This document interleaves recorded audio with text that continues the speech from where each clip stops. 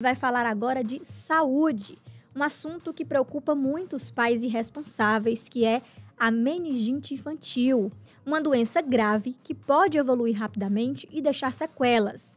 Mas você sabia que existe uma forma de prevenir e, em muitos casos, quando tratada com sucesso, desde que diagnosticada, é possível conseguir uma remissão, uma cura dessa doença? Para tirar todas as dúvidas sobre os sintomas, os riscos e principalmente os cuidados com a meningite em crianças, nós vamos conversar agora com a doutora Vanusa Chagas, que é pediatra, entra agora ao vivo no Pan News em Revista, segunda edição. Boa tarde, doutora. Boa tarde, um prazer estar com vocês. Doutora, para a gente começar, muito se fala sobre meningite, às vezes em todo o país são muitos casos, mas eu queria explicar para os nossos ouvintes o que é exatamente essa doença, quais são os tipos mais comuns que afetam as crianças.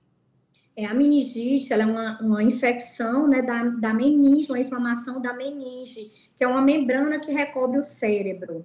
Ela costuma se iniciar com sintomas semelhantes a qualquer processo viral, com febre, dor de garganta, dor no corpo, dor de cabeça, e evoluir em poucas horas para os sintomas mais clássicos, com rigidez de nuca, vômitos, e em até 48 horas, podendo realmente evoluir com um quadro muito grave, com o paciente entrando em coma, precisando de UTI, precisando de suporte ventilatório. Então, é uma doença que realmente merece muito cuidado. Ela pode ser causada por vírus, bactérias, parasitas, fungos, mas a que mais preocupa a gente em termos de saúde pública, né, de gravidade, são as meningites bacterianas. Doutora, e quais são os principais sintomas, então, que os pais devem observar com atenção nesse período de férias, que acabam tendo mais contato com a criança, podem ficar mais sensíveis a esses sintomas? Quais são os sinais de alerta? Isso, os sinais clássicos, né? Aquela febre persistente, com dor de cabeça, vômito, a famosa rigidez de nuca, que a criança não conseguir movimentar o pescoço, né? Aquele pescoço que fica enrijecido, manchas no corpo, na pele, em bebês, crianças pequenas, aqueles bebês que ficam extremamente irritados, que começam com pintinhas pelo corpo e tem o que a gente chama de abaulamento de fontanela, né? Aqui a muleirazinha do bebê, ela fica alta, fica abaulada. E é um quadro realmente que a criança, o bebê vai ficando toxemiado, a criança maior também vai ficando mais molinha, acamada, aquela febre que não passa. Isso pode ser um sinal de alerta, principalmente se essa criança não está com seu esquema vacinal completo. Doutora, a gente está recebendo a participação de um ouvinte aqui e ela está preocupada porque a filha tem contato com outras crianças, né? E a pergunta dela é a seguinte: a meningite é uma doença contagiosa? Como é que ela costuma ser transmitida? Corre o risco de uma criança passar para outra? Sim, a meningite ela é uma doença contagiosa, ela é transmitida através de contato próximo, de gotículas de saliva. Então, por isso, o cuidado grande, quando se detecta, por exemplo, na escola, um caso de meningite bacteriana, por exemplo, por um sorogrupo C ou B, normalmente se faz isolamento, se faz a profilaxia, se dá, inclusive, medicações à base de antibiótico em todas as pessoas que foram contactantes dessa criança. Então, exatamente por esse alto risco de transmissão e por, infelizmente, não se saber quem vai ter ou não, né, a gente frisa tanto a importância da vacinação.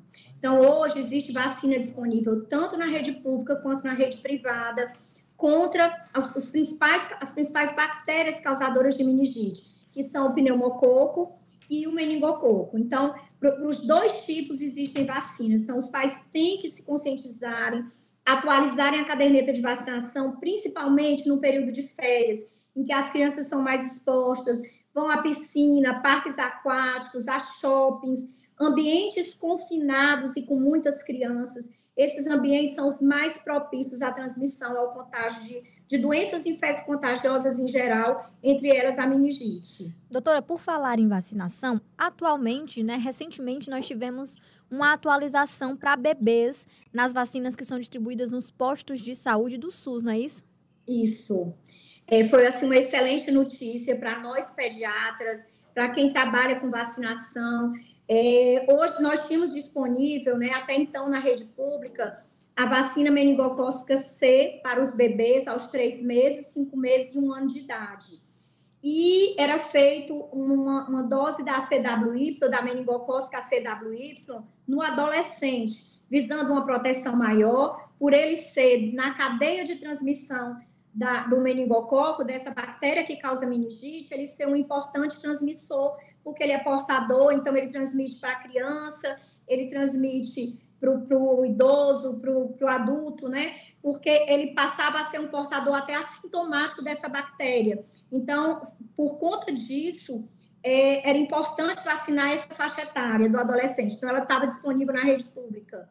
E hoje, né, desde o dia, agora do início do mês, que ela está disponível, acredito que foi dia 4 ou 3, ela está disponível em todos os postos de saúde do país para as crianças de 1 ano de idade fazerem a dose que fariam com a meningocócica tipo C, com a vacina meningo C, fazer agora com a CWY, garantindo uma proteção para mais sorogrupos do meningococo, que é uma bactéria de muita gravidade que causa meningite. A gente está conversando agora ao vivo no Pan News em Revista, segunda edição, com a doutora Vanusa Chagas, que é pediatra, sobre a meningite, as formas de prevenção e principalmente os sintomas, para alertar você, pai, que está mais dias agora nas férias com sua criança em casa, para a gente poder trazer essa informação relacionada à saúde. Doutora, a gente falou um pouquinho de vacinação, mas eu queria explicar para os nossos ouvintes as formas de prevenção, tanto no ambiente familiar como também na escola. Como é que os pais podem cuidar com mais cautela das suas crianças? Pronto, uma das coisas que a gente sempre chama muito a atenção é a questão de a criança doente, ela ficar em casa, resguardada. Escola não é hospital, escola não é unidade de saúde, então isso tem que ter respeito, né? De não ir para não contaminar, seja com o que for, com doenças virais, bacterianas, não contaminar os colegas de sala, as outras crianças, os professores, os cuidadores, funcionários dessa escola. Então, o primeiro passo é isso, é isolar quem está doente, resguardar. E, no caso de saídas indispensáveis, até mesmo para hospitais, para consultórios médicos, ambulatórios, que a gente recomenda também é o uso de máscara, é sempre se ter um rigor na higiene das mãos, né? Nossas mãos, o contato, né, através das mãos, você transmite para outras pessoas, você também se contamina, então está sempre fazendo a higienização das mãos, tanto das nossas crianças, como nós também adultos, temos esse cuidado, isso é fundamental. E em caso de sintomas em que tem mais alerta para complicações, como uma febre que está persistindo e não se tem uma explicação, febre mais de 48, 72 horas, sempre procurar uma unidade de saúde, procurar seu pediatra, um serviço de emergência, para que essa criança ela seja avaliada e seja descartado um quadro grave como uma doença por meningite, né? Por meningococo ou pneumococo, que é outra bactéria também muito importante e que causa meningites muito graves. Inclusive, hoje no país, apesar da gente sempre, quando se referir a meningite, né, se falar de meningite meningocócica, que pode ser causada tanto pelo sorogrupo B quanto pelo C, os principais, mas o pneumococo, ele tem hoje o protagonismo como causador de meningite no nosso país, levando a quadros graves. 2024, foram mais de 100 óbitos de crianças por meningite no nosso país, e isso tem que servir de alerta para a população.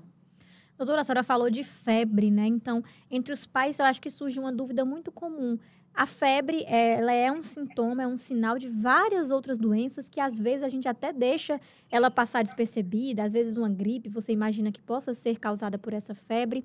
Essa febre da meningite em si, ela merece uma atenção maior? Existe algo que diferencia ela? Pronto, olha, a febre ela é um sinal de defesa, né? Ela é uma coisa boa, digamos assim, ela mostra a atividade do nosso sistema imunológico. O organismo está se defendendo de alguma coisa. Houve até uma atualização, hoje é considerado febre, a partir de 37,5, uma atualização da Sociedade Brasileira de Pediatria. E o que a gente chama a atenção para um quadro que pode servir de alerta num caso de febre, é um quadro clínico que ele tem mais sintomas juntos. Aquela criança que recusa a alimentação, que vai ficando acamada, uma febre que, ao invés dela regredir com 48, 72 horas, ela vai se tornando mais persistente, até levando sua temperatura, né? Temperatura acima de 38,5, 39 graus. Então, isso já é alerta, que muito provavelmente isso não faz parte de um quadro viral e que precisa ser visto e bem conduzido. Porque a meningite, esse é o grande desafio no diagnóstico, porque ela pode começar semelhante a qualquer processo viral e em até 24 horas evoluir para um quadro muito grave. Então, o olhar para essa criança, de mudar o comportamento, aquela criança que não está querendo comer, não está querendo brincar, ela está ficando largada, essa criança ela tem que ser vista com mais urgência. Doutora, muito obrigada por todas as explicações. Fica esse alerta para você, pai, que está com a criança, principalmente agora nesse período de férias, para redobrar um pouco